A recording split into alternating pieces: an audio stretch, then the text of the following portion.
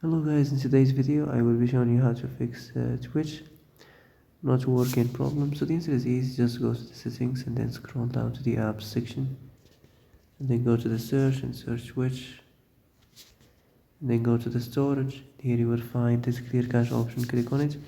Now you can go check it if it works, and if it didn't you can try to restart your phone or turn the Wi-Fi off and on, or the Bluetooth or the airplane mode. Also you can try to clear data, but be careful. If you clear data, all these applications data will be deleted. This includes all files, the settings, the accounts, the databases, etc. So be careful if you want to clear your data.